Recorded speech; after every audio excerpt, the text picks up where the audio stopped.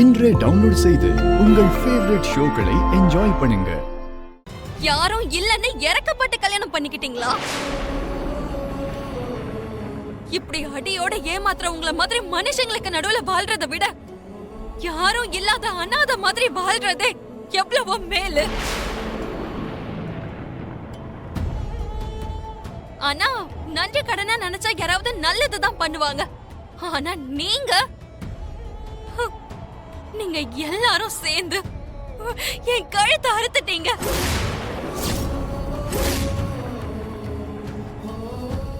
இவ்ளோ நாளா நான் எப்படி ஒரு மாய உலகத்துல வாழ்ந்துட்டு இருந்தேன்னு எனக்கு இப்பதான் எல்லாம் புரியுது. உங்க யாருக்குமே பிடிக்காம என்ன இந்த வீட்டு மருமகன்ற சிம்மாசனத்துல உட்கார வச்சு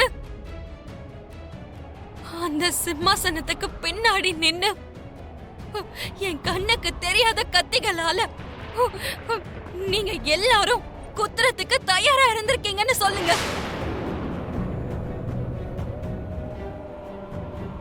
இனி நீங்க யாரும் சிரமப்பட வேண்டிய அவசியமே இல்ல.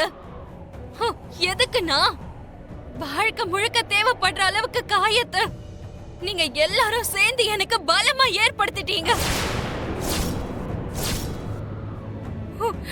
நான் சாகர வரைக்கும் வெளியிலேயே வர முடியாத அளவுக்கு வேதனைய ஒவ்வொரு நொடியும் துடிச்சுக்கிட்டே இருக்க அளவுக்கு கொடுத்திருக்கீங்க.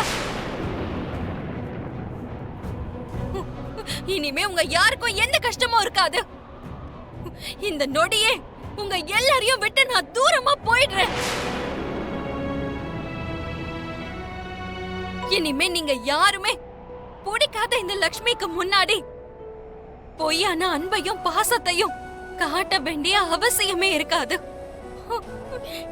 இல்லாத அன்பு இருக்க மாதிரி காட்டி நடிக்க வேண்டிய அவசியமும் இருக்காது. லக்ஷ்மி, லக்ஷ்மி. அப்புறம் என்ன, மறுபடியும் லக்ஷ்மி எங்க வீட்டுக்கே வந்துட போறா. அதுக்கப்புறம் உனக்கும் லக்ஷ்மிக்கும் புது கதை ஆரம்பிக்க போகுது. முதல்ல அதெல்லாம் ஆரம்பிக்கணும்னா இவங்க லக்ஷ்மியை விடணும். என்ன சொல்ற? அதாவது இவங்கெல்லாம் நடந்துக்கிறத பாக்கும்போது இவங்க லக்ஷ்மியை விடுற மாதிரியே தெரியல.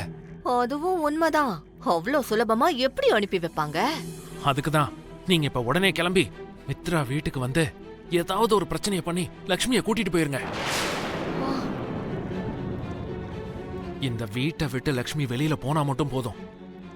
அதுக்கப்புறம் ஸ்டோரிய நம்ம எழுதுவோம்.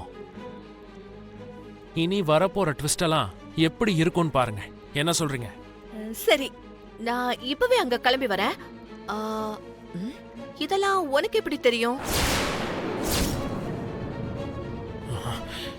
இப்ப எனக்கு எப்படி தெரியுங்கிறது முக்கியமா இல்ல லக்ஷ்மியை கூட்டிட்டு போறது முக்கியமா? ஏதோ ஒண்ணு ஆர்வ கோளாறுல கேட்டுட்டேன்பா. அதுக்கு போய் எதுக்கு இப்படி சிடு சிடுன்னு விடற? சரி, நான் இப்பவே கிளம்புறேன். போன வச்சிடுறேன். அடடா, மித்ராவும் லக்ஷ்மியும் பிரிஞ்சிட்டா லக்ஷ்மியோட மொத்த சொத்தையும் சுருட்டுறதுக்கு நமக்கு வாய்ப்பு இருக்கு. அம்மா லக்ஷ்மி, நாங்க பண்ணது தப்புதான், ஒத்துக்கிறோம். கொஞ்சம் நான் சொல்றத கேளுமா. நீ வீட்டை விட்டு வெளியே போனா உன் கோவம் குறையலாம், உன்னோட ஆதங்கம் குறையலாம். ஆனா நீ இங்க இருந்து போயிட்டா இந்த மொத்த வீடே சோகத்துல மூழ்கி போயிடும்மா. தயவு செஞ்சு போகணுங்கிற முடிவை மாத்திக்கமா. அம்மா லட்சுமி, உன் பார்வையில நாங்க தப்பு பண்ணிருக்கோம், அதை நான் ஒத்துக்கிறேன். அதுக்காக எங்க எல்லாரையும் தண்டிச்சிட்டு நீ போகாதம்மா. நீங்க சொன்னது உண்மைதான் அண்ணி. நீங்க எல்லாரையும் பாசமா தான் பாத்துக்கிட்டீங்க. ஆனா நாங்க உங்களை ஏமாத்திட்டோம். கல்யாணத்துக்கு முன்னாடி உங்க மேல எங்க யாருக்கும் எந்த அன்பும் இல்லாம இருந்திருக்கலாம். ஆனா கல்யாணத்துக்கு அப்புறம் நாங்க எல்லாரும் உங்க மேல அன்பையும் பாசத்தையும் செலுத்த ஆரம்பிச்சோம். அட்லீஸ்ட் அதையாவது புரிஞ்சுக்கிட்டு இங்கே இருந்துருங்க அண்ணி. இந்த அனுஷா என்ன இன்னும் ஆளை காணோம். இவங்கெல்லாம் பேசுறத பார்த்தா லக்ஷ்மிய போக விடாம தடுத்துருவாங்க போலயே. ப்ளீஸ் அண்ணி, உங்களை எல்லாரும் கஷ்டப்படுத்தினாங்கன்னு நீங்களும் இப்படிதான் எல்லாரையும் கஷ்டப்படுத்திட்டு போவீங்களா? லக்ஷ்மி அண்ணி கண்டிப்பா அப்படி பண்ண மாட்டாங்க. அவங்க மன்னிப்பாங்க. அது மட்டும் இல்லாம கோவப்பட மாட்டாங்க. எனக்கு தெரியும். தயவு செஞ்சு போகாதீங்க அண்ணி.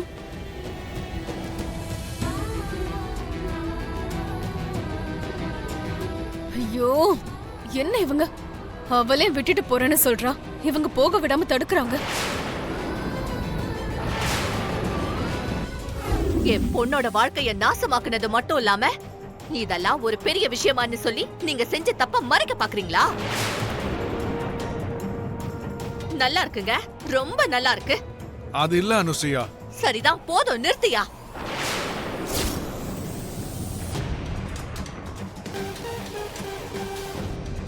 எல்லாத்துக்கும் காரணம் நீதான்.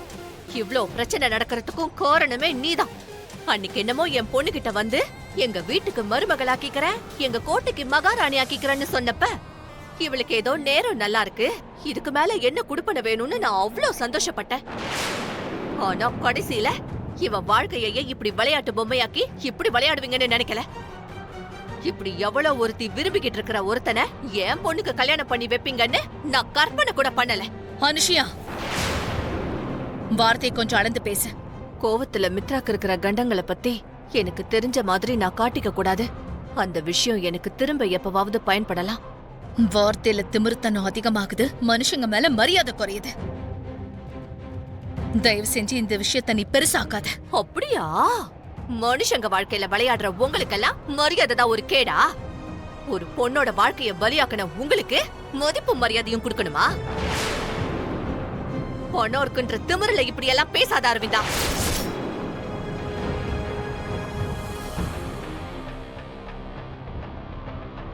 மரியாதை மதிப்பெல்லாம் மார்க்கெட்ல கிடைக்குதோ என்னமோ, போய் வாங்கிக்கோங்க. மனிஷா, நாங்க ஒரு பொண்ணு இருக்கால, அவளை என் ஃப்ரெண்டுன்னு சொல்லி சொல்லி நம்ப வச்சு அதுக்கு பின்னாடி பெரிய காதல் சரித்திரத்தையே எழுதியிருக்காங்க.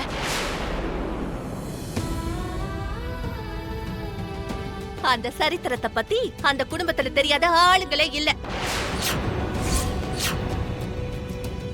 தாலி கட்டின பொண்டாட்டி இருக்கும் போதே திரும்ப அந்த பொண்ணுக்கு தாலி கட்டுறதுக்கு அவன் தயாராயிட்டான்.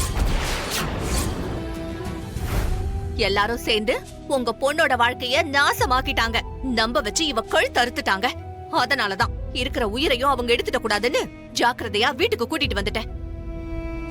எனக்கு ஆரம்பத்துல இருந்தே டவுட் இருந்துகிட்டே இருந்ததுமா, அந்த மனிஷாவுக்கும் மித்ராவுக்கும் நடுவுல ஏதோ ஒரு விஷயம் ஓடிட்டு இருக்குன்னு. நீ என்ன சொல்ல வரன்னு எனக்கு சுத்தமா புரியல அனுசுயா. கல்யாணத்துக்கு முன்னாடியே அவங்க காதலிச்சாங்கன்னா அப்புறம் எதுக்கு லக்ஷ்மி கல்யாணம் பண்ணி வைக்கணும்? இப்பவே போய் நான் அவங்க கிட்ட நியாயம் கேக்குறேன். வேண்டாம் சித்தப்பா. நோக்க புடுங்குற மாதிரி 4 கேள்வி கேட்டுட்டு தான் வந்தேன். இதுக்கு மேல நீங்க அங்க போய் கேக்குறதுக்கு எதுவும் இல்ல. லக்ஷ்மி, நீ முதல்ல உள்ள போமா. இந்தா உள்ள போ. நீ வாடி, உன்கிட்ட கொஞ்சம் பேசணும்.